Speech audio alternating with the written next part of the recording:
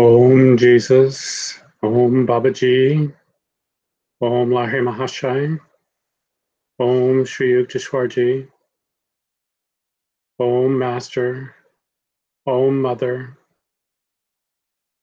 be with us as we meditate upon Thee. Lift us in mind, heart, and soul, and bring us to Thy feet. You are the ever-present, ever-new, ever-joyful presence residing within our hearts and our souls. Reveal Thyself, make Thyself known, now and always. Om Shri Ram, Jai Ram, Jai Jai Ram.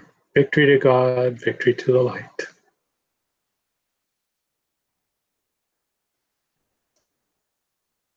It's wonderful to be able to broadcast to you in this beautiful campground we are at. Reading from today's post, A Skillful Learner.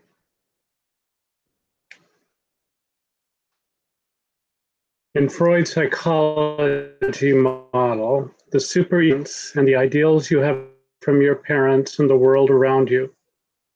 For many, these ideals can be completely over the top, meaning you believe you should already know and be skilled at doing things that you cannot fulfill, acting as a bludgeon that constantly hammers you for not being more perfect.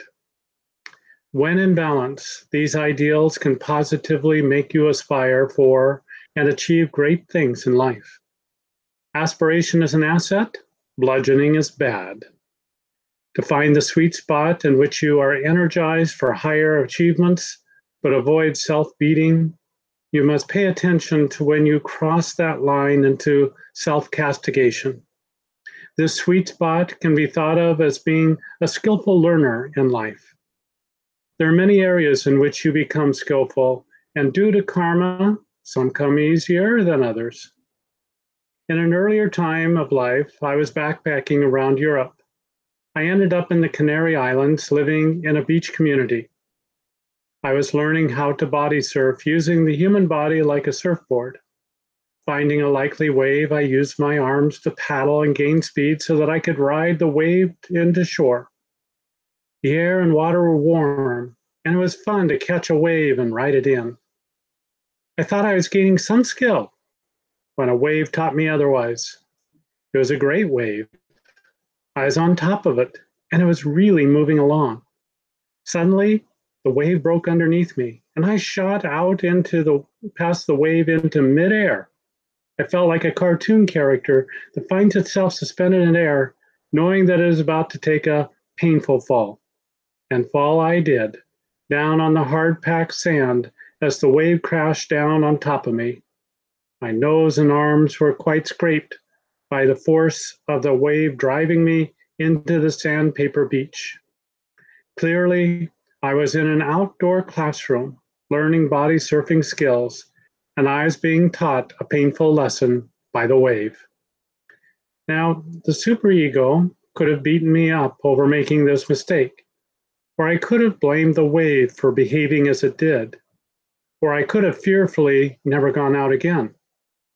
The other alternative was to analyze what I did, consult with others, and learn such painful outcomes. I chose the latter and worked on identifying a wave that was about to break in my head and pull back at the right time to be a skillful learner. Being a skillful learner did not come naturally for me. Somehow I came into the world with the idea that I should already know everything. I had a chance to learn it. It is a strange notion when you think about it, but it was embedded in me. So I would fake it until I made it. A shame for anyone to see me taking learning steps.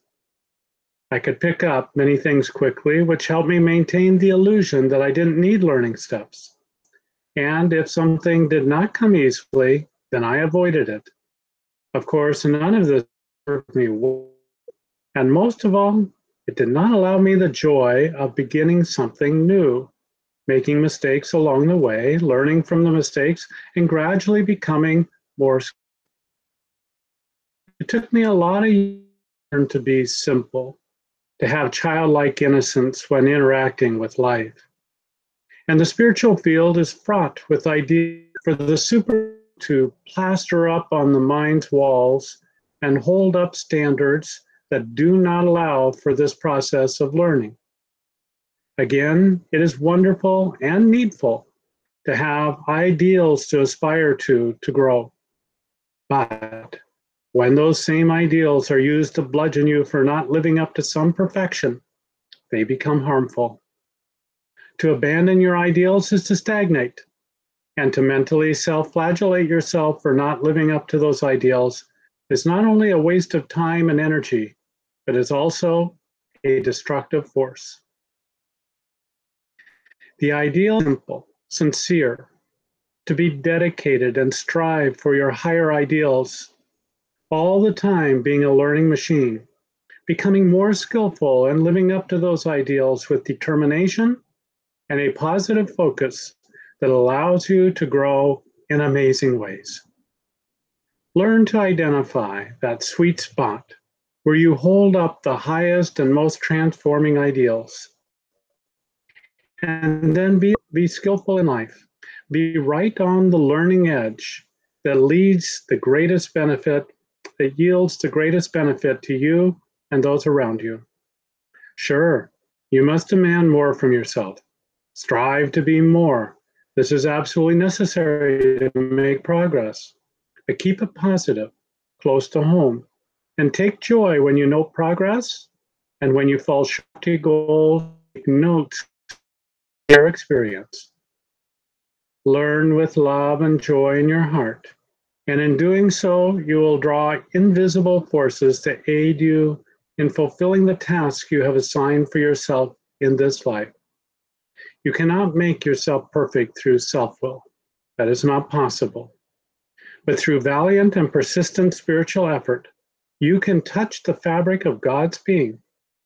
And in touching perfection, even as your Father in heaven is perfect.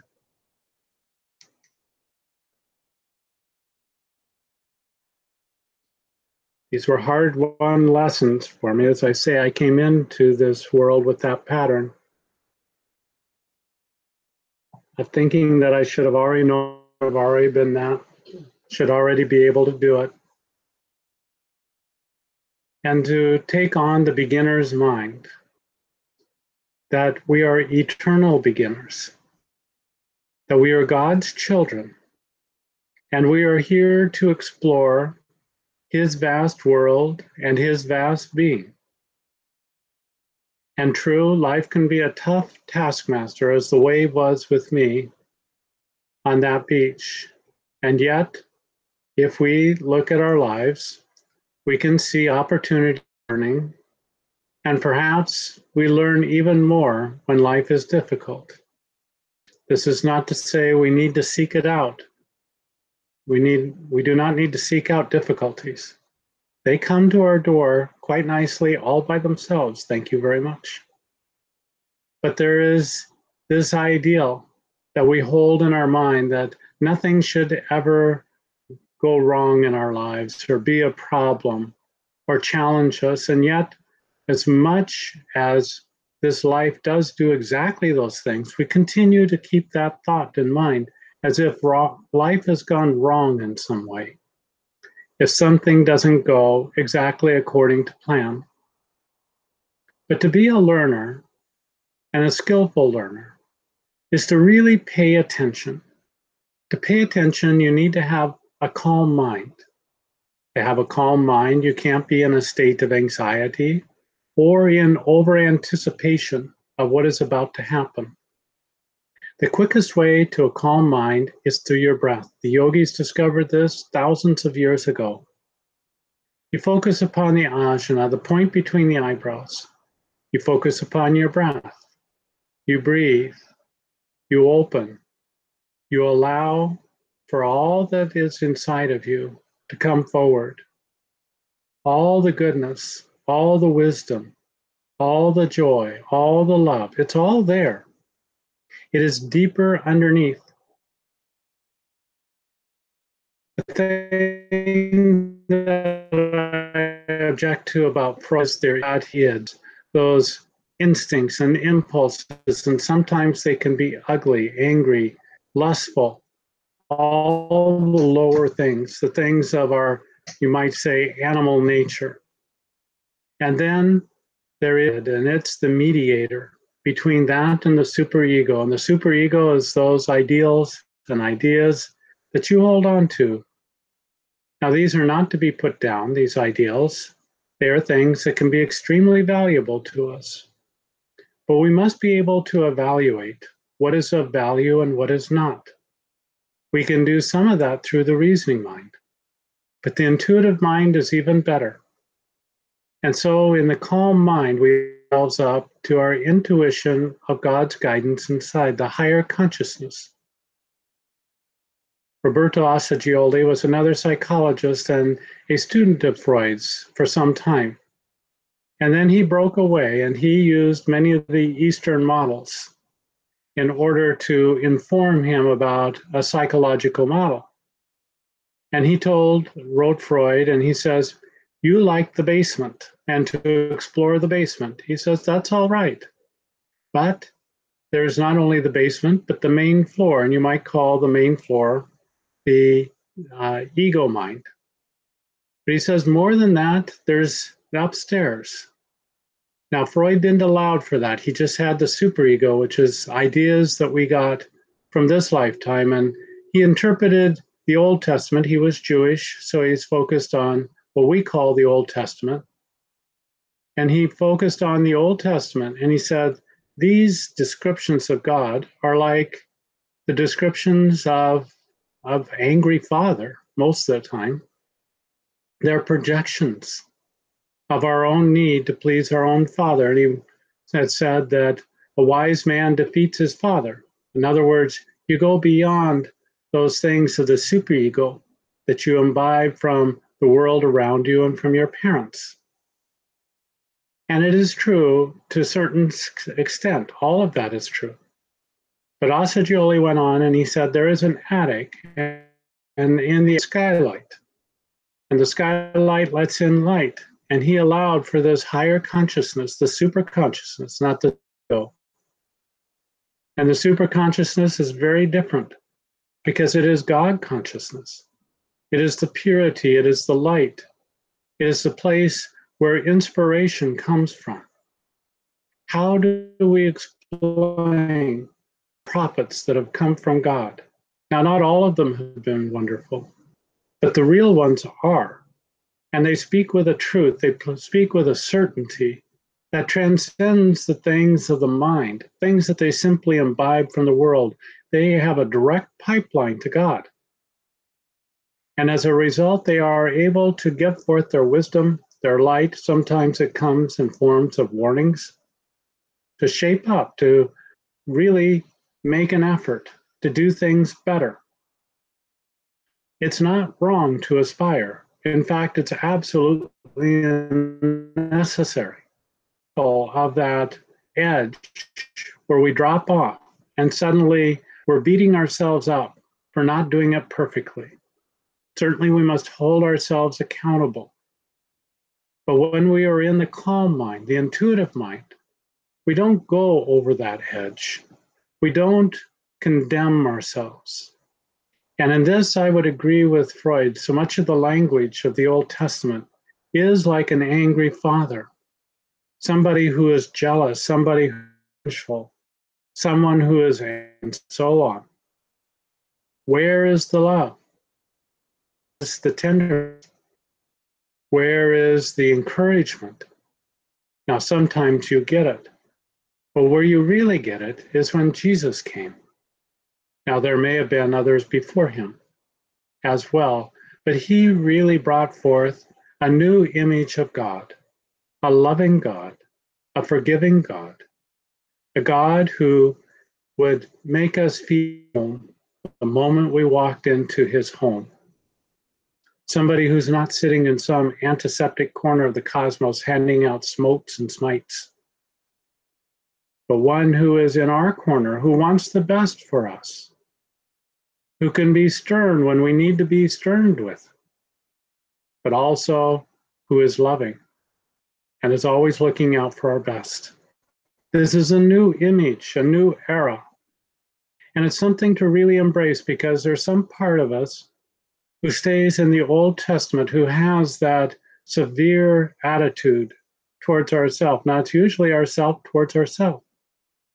And you might say, yes, I imbibe that from the people around me.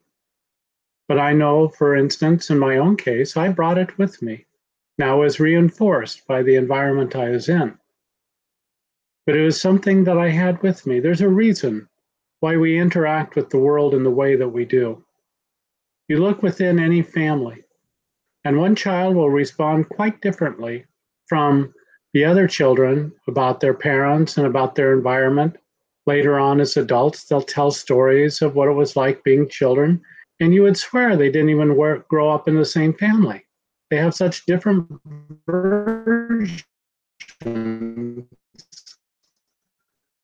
of exactly what happened, and that we have brought in with us. And those things that we carry from lifetime to lifetime, they create a pattern in our subconscious mind, and it gets reenacted again and again and again. This is the endless nature of ignorance.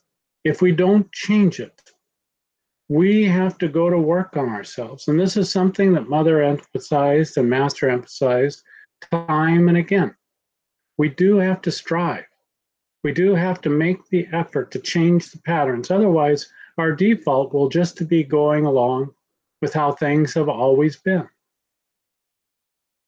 This is a tremendous opportunity for us in life, not to just go along with the old patterns as they've always been, giving in to them. Now, affirmations are a wonderful thing, but here's the secret about affirmations. You must only not say it just with the mind, but you must have the feeling behind it as well.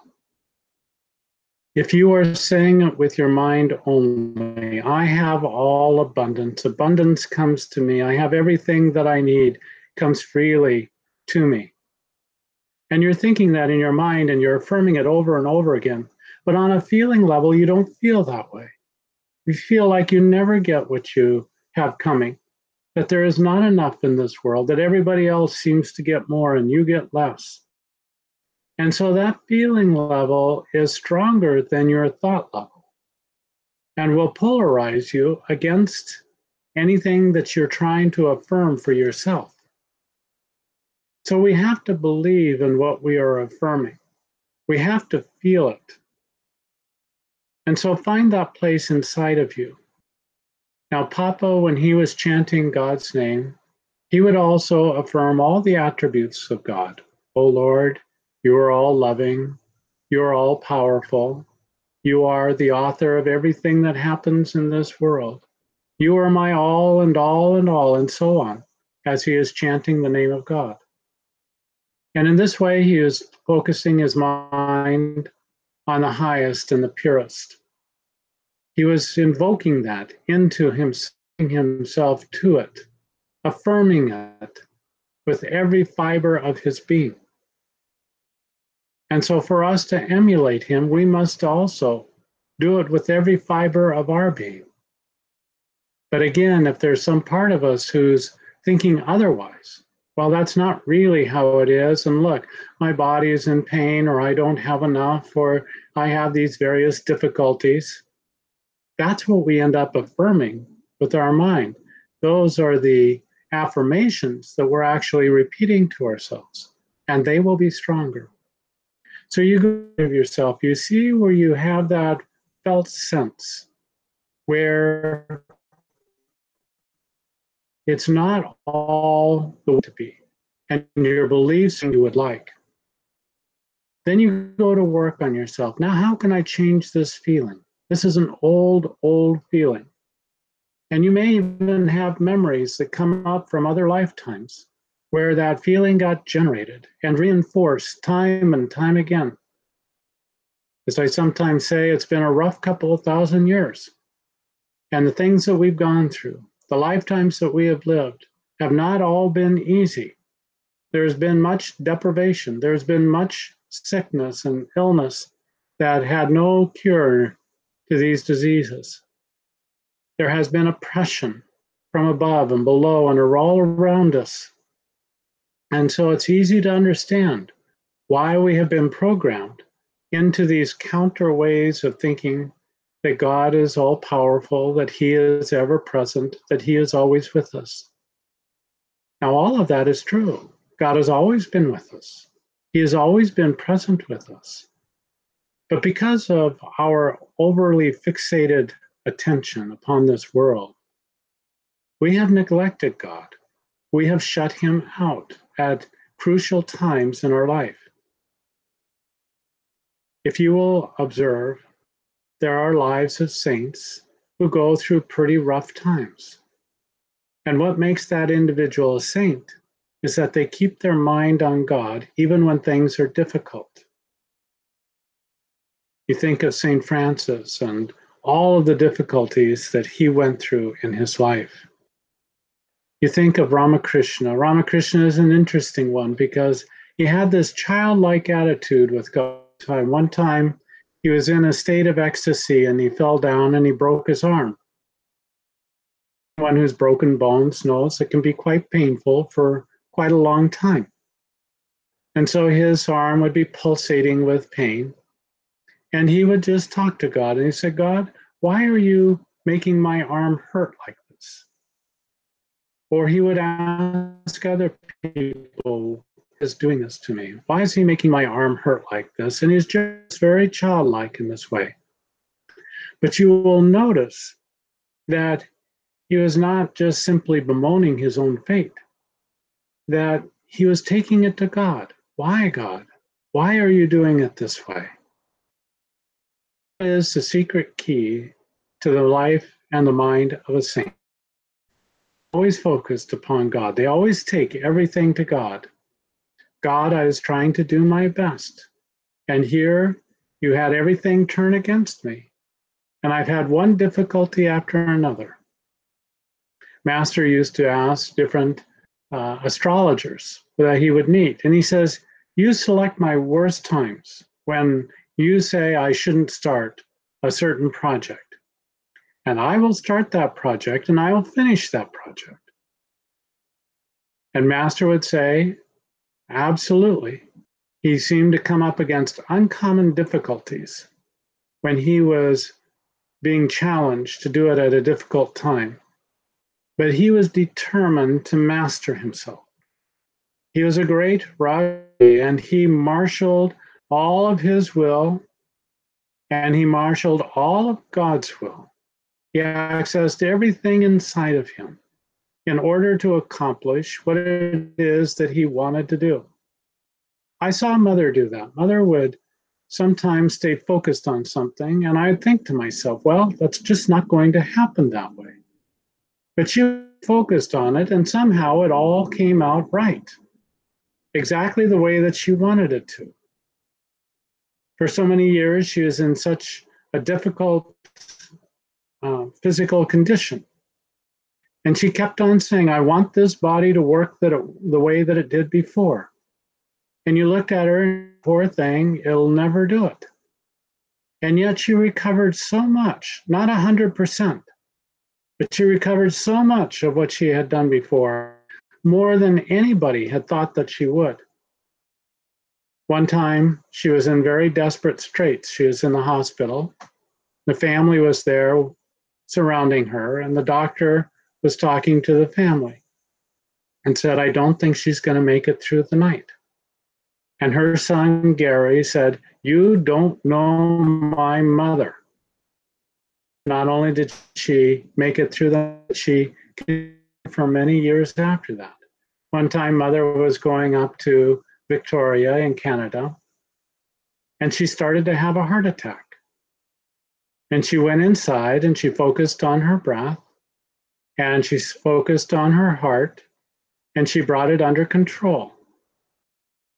And she was able to have that self-mastery right in that before the years of.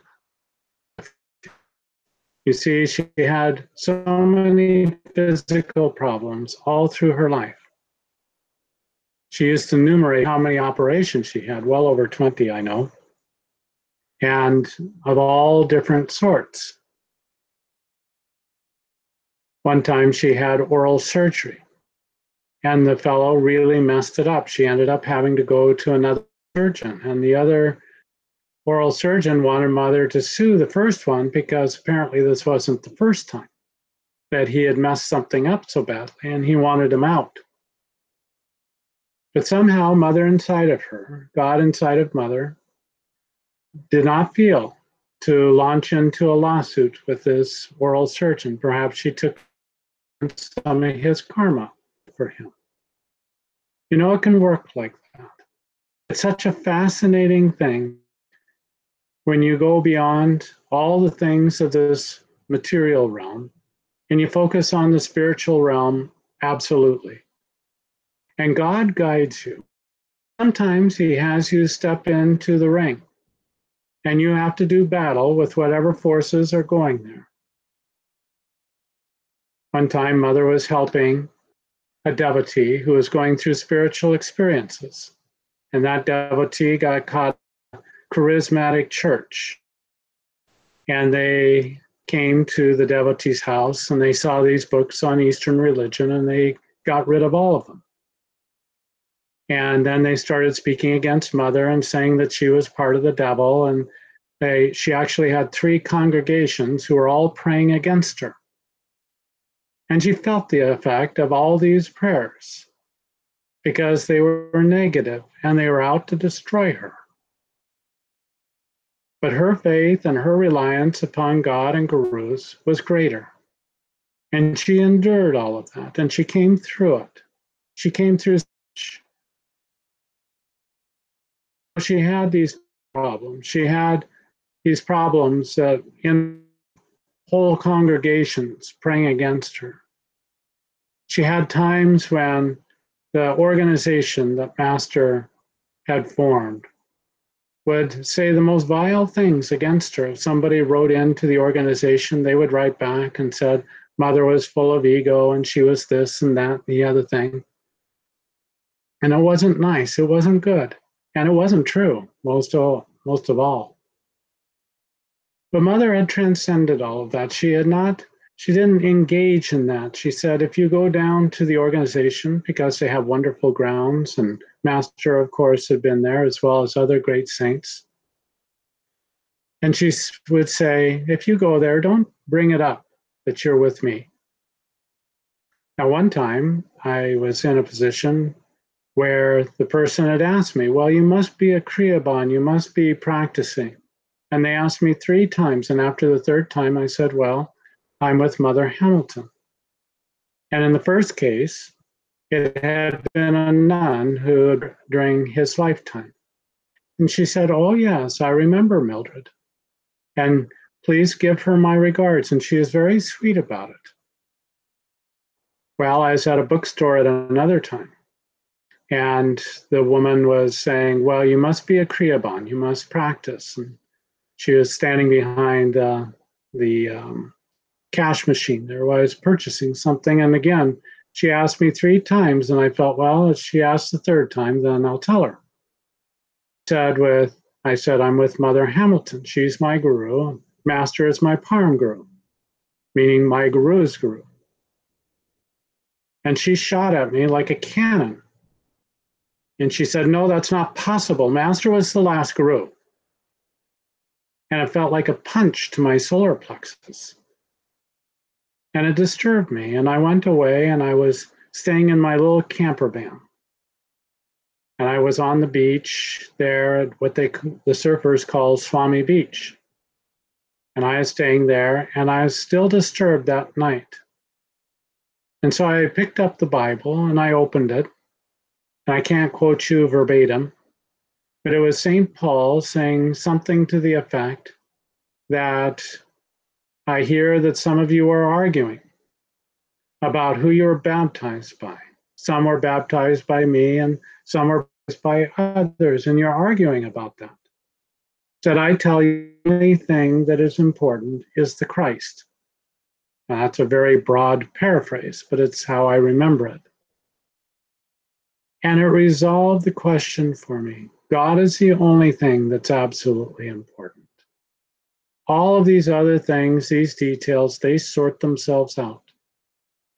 But if you get caught up in the drama of things, then you add new energy to it. Now, sometimes you're called upon to fight. Sometimes you're called upon to say something or do something. But sometimes you just stay in God and yourself. And you give the love of God to everybody included. You want the highest for everyone. And if somebody is speaking out of ignorance, if they're doing something out of ignorance, you think of them with God's love flowing through your heart, that you want more for them than anything else, is to feel God's love, to feel His light, to feel His glory, to experience that. We have to be careful when we follow a path. Certainly, we follow the path because it is right for us. It is the right thing to do. And yet, it is right for us, not necessarily everyone else. One time I was in India and at the ashram, and a woman was quizzing me, and she was from the SRF group in Los Angeles. And she was quizzing me about Mother and what happened and why she is no longer part of the organization. I said, when she came to India in 1957, the organization excommunicated her because she came to India, so they wrote in a letter without their permission. And she said, well, I didn't need their permission. I'm here. I'm not excommunicated. I said, well, it was different circumstances, and you don't understand the full context. Well, I want to contact the people there, and we have to make this right. Everybody needs to be under the same umbrella. I said, I'm perfectly happy with what I have from Mother. And you should be perfectly happy with what you have with the organization. That's fine. That's good. It's how Master drew you to this work. For me, I didn't know anything about Master before I met Mother. Mother came first. And through Mother, I came to know about Master and came to know about the autobiography of a yogi. I remember standing in line after a talk that Mother had given soon after I had met her. And Mother had talked about some autobiography book and had praised it very highly. I'd never heard of it before, so I'd asked somebody who I was standing next to, Mother, about an autobiography. Can you tell me the name of that book? And they were astounded, and they said that's what brought most of us here initially, was because we had read that book. And they were absolutely surprised that I had never even heard of it before.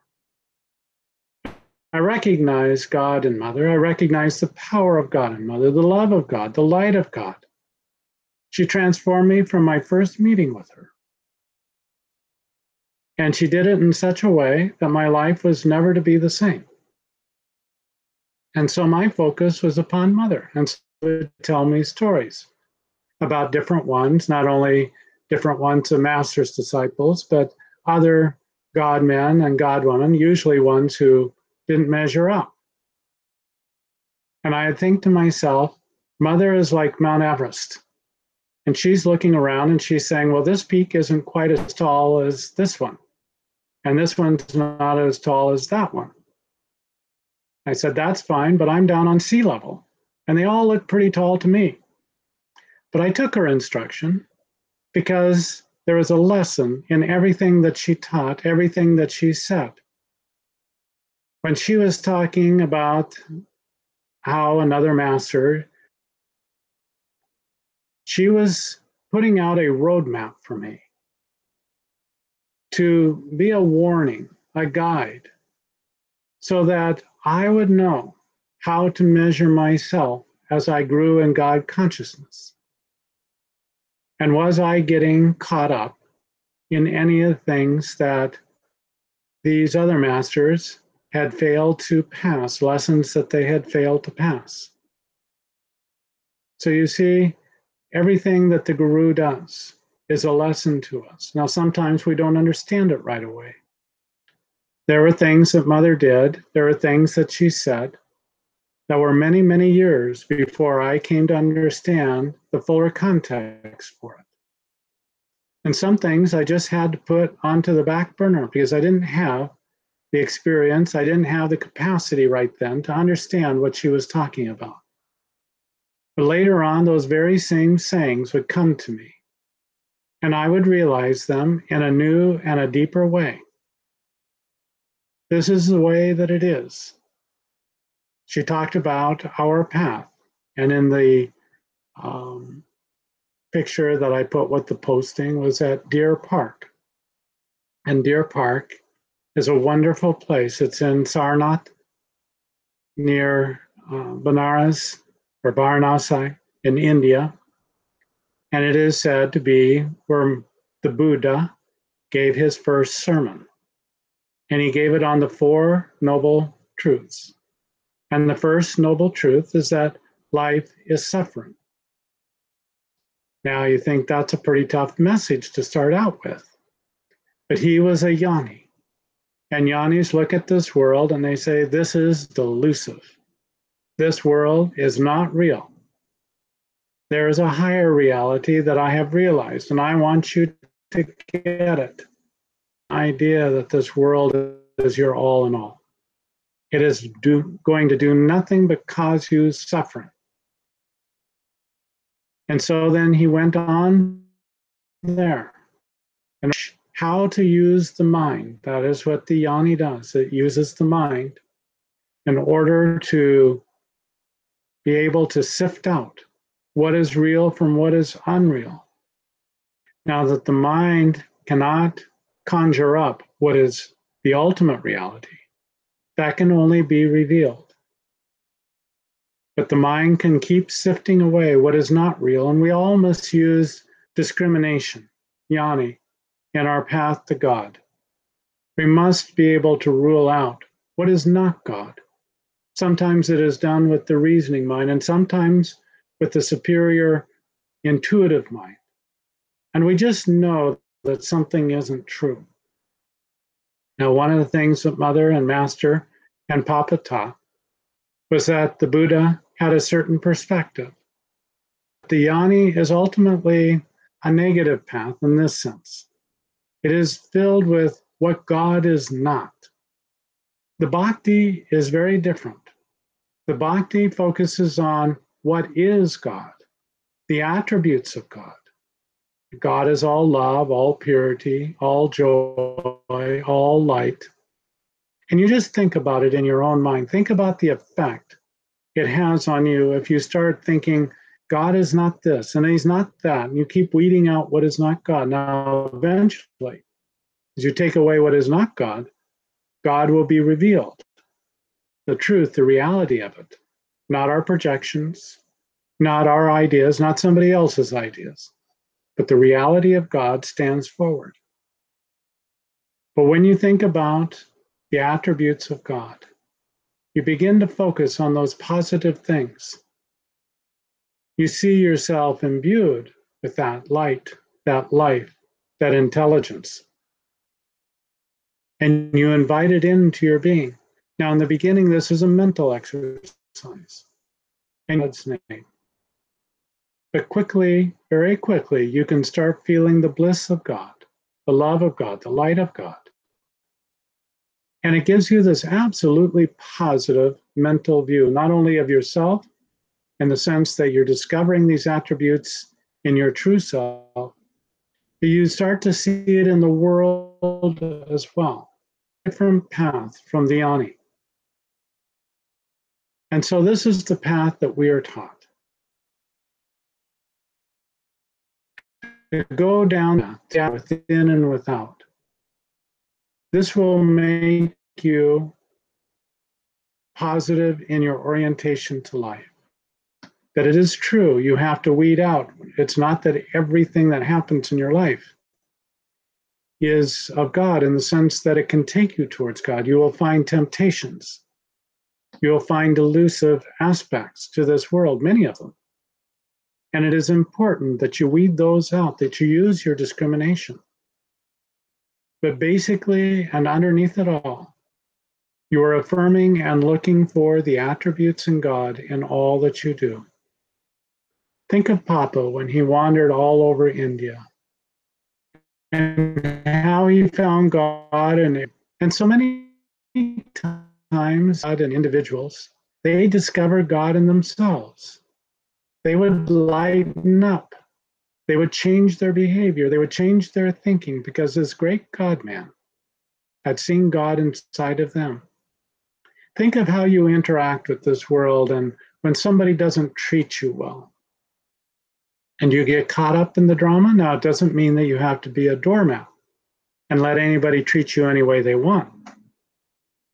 But if you think inside of yourself, this is God come to me in human form. What is it that God inside of me, how does he want to respond to this? And sometimes you become very stern. Sometimes you can speak in strong language, but it is always the truth, always the truth. And other times you just see that individual as being God in human form. And yes, they may be in ignorance, but that's none of your business. You see them in human form. And by seeing God in them and not accepting anything less, you help to remind them that they truly are God in human form. This is a tremendous way, to become a skillful learner in this life, that you might be able to transform not only yourself, but those who are around you. Sometimes family and friends are the very toughest ones to be able to see God in them because we have such attachment that they should be different than they are. A stranger can excuse, but somebody close to us, well, they shouldn't be that way. That's what we think. And yet, our minds that have gone down into the mud, it is our minds who have made judgments and identified with those judgments, and as ourselves. But when you think, this is God in human form, how does God inside of me want to respond to this? And you are calm, you are clear, you are focused on what is for the highest good of all. Now, sometimes I've spoken sternly to people when they are misbehaving because they need to be reminded, and other times not. And it just depends. It just depends. But always it is with the love of God. Mother would call giving what for to someone the love of the crucible. And she could do it, believe me. She could lay you low. But the thing that I noticed, because I had a father who could go, but the thing I noticed with Mother is that always it had love behind it, and it was never over the top. It was never out of reason. But I could see the truth, even though it was tough to take at the time. And as Master said with his guru, each one of those verbal reprimands was a guardian angel for him. You think of the tremendous work that Master had to do. He came on his own. It's a tough thing. He came to a world that he didn't hardly know the language or the customs. It was cold where he ended up in Boston for the first 5 years. And you know that he was not a nerd to that, coming from India. And the customs of the people were formal. Dr. Lewis never went anywhere without wearing his hat and a vest and a suit jacket. It's the way that people were at the time. And when you look at India and you see the people in India, they're very comfortable, and the men are very comfortable with each other. And there's an easiness. And you know there had to be a suspicion with Master. Is he here just for money or fame or, for some other reasons? And so there would be a guard that would be up. And Master had to deal with all of that. All he wanted to do was to give the realization of God to his good. You know, his circle expanded out to encompass all humanity because he wanted everybody to know the same God that he knew, the God of love, the God of joy, God of wisdom. Give it to everyone. And so he took on a tremendous thing. And Sri Yukteswar, meaning that he gave Master for 10 years, acted like a ballast because the Master could have gotten knocked off course with so many different things coming at him as they were when he came to this country. And yet he stayed on course. There were some difficult knocks, no doubt about it. But he stayed on course, and he always felt Sri Yukteswar with him. And he would hear those lessons repeated in his head. And perhaps more than ever, like all of us who have followed in the footsteps of great ones, have realized much later the real importance, the vast difference. Master himself said he didn't fully appreciate Sri Yukteswarji until he resurrected to him. And then he realized what a great, great master he was. You see, when you live with a master, you can get overly attached to the humanness in him. Sometimes gurus will take people in close, and sometimes they'll keep them at an arm length. And it's what's right for each individual. Because for some, it's not good to be brought in too close. Mother always kept me at an arm's length. There was others that she could joke and laugh easily with. And sometimes I'd be with Mother and I'd want to say something that was funny or clever and always fell flat. It'd stop everything right there. And Mother would say, well, what do you mean by that? And then I was on the spot. It was an uncomfortable spot to be on. She never allowed for that. There is no kind of humanness, connection in that sense.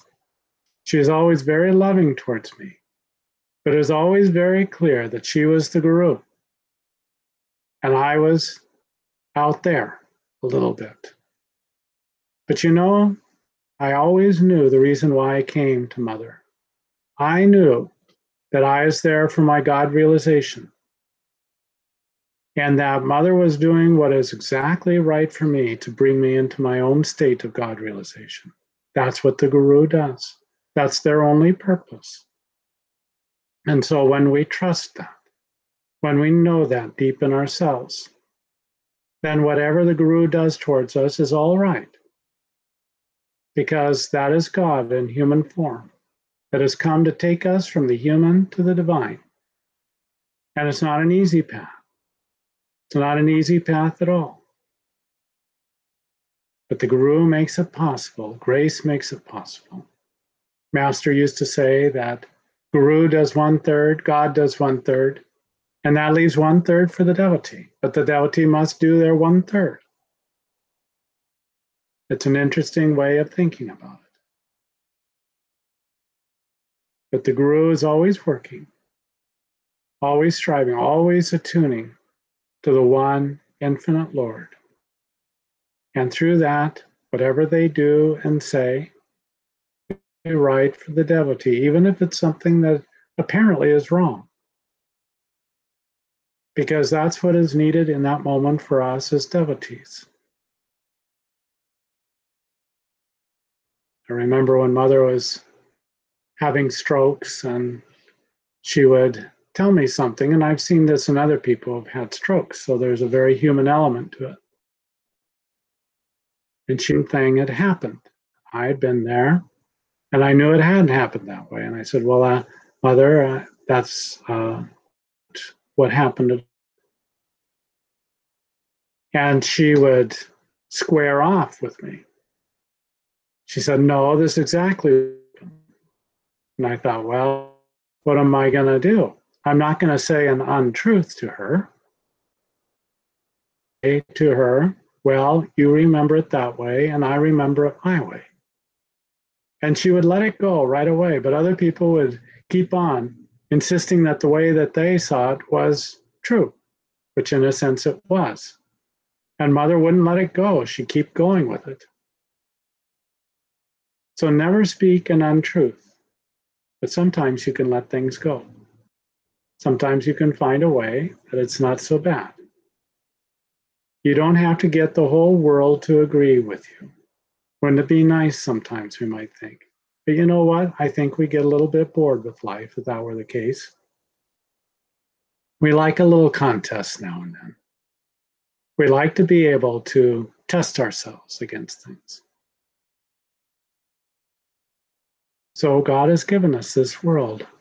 We're not here by accident, you know. You're not here by accident. You've been brought here for the highest purpose in life. And when you think about it, you think about, if I can do it here, as the song says, I can do it anywhere. Because this is the toughest battleground you'll find. It's like trudging in mud and trying to get up the mountainside. And every step, it seems like sometimes, is like a suction of mud that's trying to keep you back. You're using all of your strength and everything that you have to take up. And it takes you to your knees. It takes the end of your ability to do what you know you must do. And you have to turn to God. You're completely emptied out. There's nothing left inside of you. And then you call upon God, and you've been taken and stripped down to everything inside of you has been taken away. And you give it all to God. In that moment, you have a tremendous victory. Now, in a human sense, it seems like a tremendous defeat because you've not been able to accomplish what you set out to do. But in God, in the spiritual world, you have attained everything because you have totally and completely surrendered to God in that moment.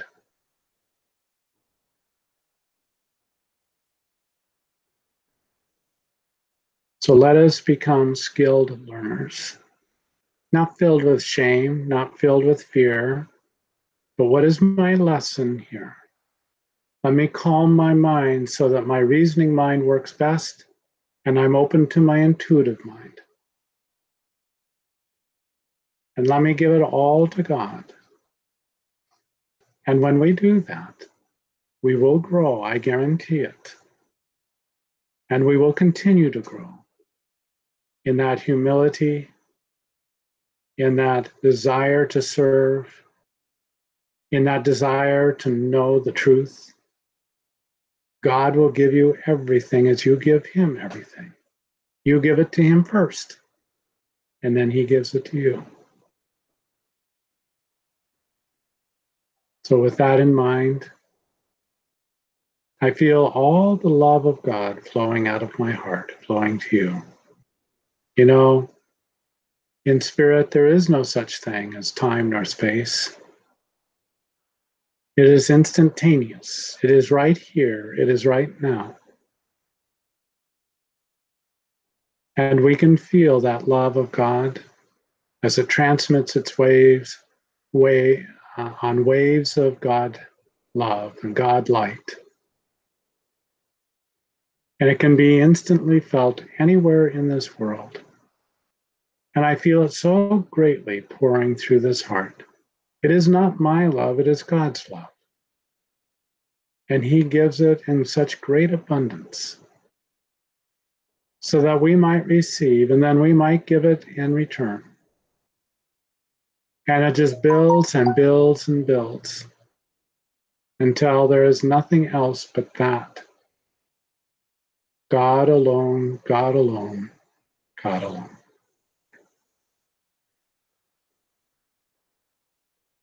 May God and gurus bless you and keep you. May his light shine upon you and ever lift you into his ever expanding kingdom. that you might know that you are He and He is you.